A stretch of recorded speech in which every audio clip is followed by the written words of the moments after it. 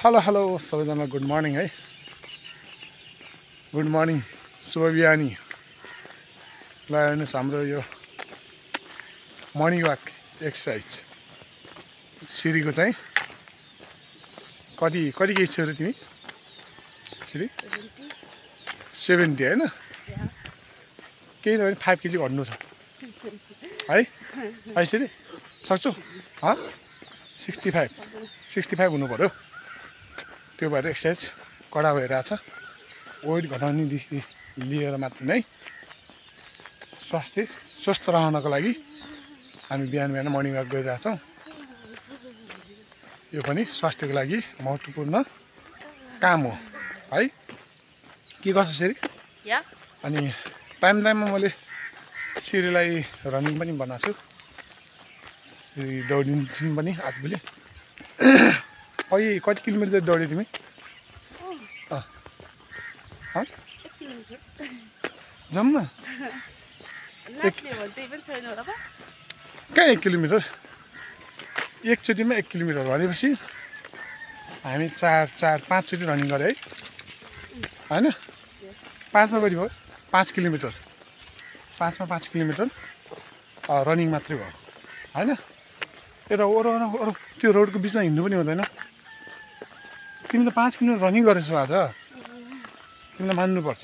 तर रनिङ गरे कस्तो थियो भनेपछि त्यो किमला पनि मर्ला भन्ने डरले 40 इन्च हल्का मात्रै दौडेको। त्यही भएर चाहिँ सिरी 5 किलोमिटरमा रनिङ गर्न सफल भइन्। अहिले चाहिँ हामी घरतिर फर्किरहेछौँ। अनि यो सडकको चाहिँ फुटपाथ नभएको ठाउँमा हामी कुन साइडबाट हिँड्नेछौँ? राइट साइडबाट। तपाईँहरू पनि सधैँ राइट साइडमा हिँड्ने गर्नु होला। र बिहान मर्निङ वाक गर्ने जो बिहानै अँध्यारोमा मर्निङ वाक गर्नुहुन्छ, यस्तै चाहिँ पल्सिङ जकेट के भन्छ त्यसलाई, बेल्ट लाएर आफ्नो सेफ्टी चाहिँ अपनाउनु होला। यसले चाहिँ तपाईँलाई सुरक्षित गराउँछ। किनभने बिहान गाडीहरू हिँडिराखेको हुन्छ, होइन?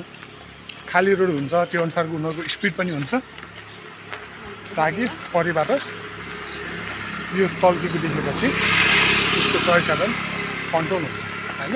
सचेत भएर चलाउँछ। त्यो हिसाबले पनि आफू सेफ्टी रहनलाई पनि यो लाउनुपर्छ। र मैले सिरीलाई पनि मगाइदिएको छु। यहाँ नपाउने भयो सुर्खेतमा, उता काठमाडौँबाट क्याप हाउसमा समन्वय गरेर मगाएको छु मैले बुटलाई।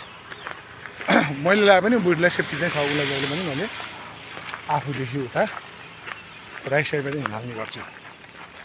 सडकको छेउ साइडबाट म चाहिँ सडक साइडबाट हिँड्ने गर्छु।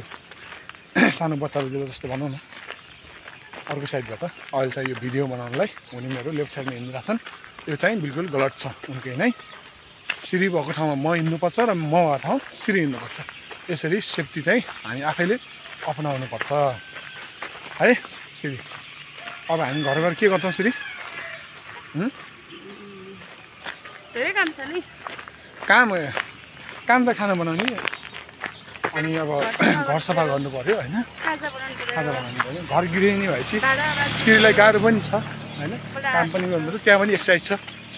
अब म पनि सघाउँछु है। ल आजलाई यति भन्दै नेक्स्ट टाइम फेरि भेट्ने बाचा गर्दै स्वस्थ रहनुहोस् अनि एक्सर्साइज गर्नुहोस्। एक दिन भए नि आफ्नो आयु बढाउने काम गर्नुहोस् है। स्वस्थ सफा रहनुहोस्। ल सबैलाई बाई बाई। आइ गरिदियोस् नि, बाई बाई गरिदियो।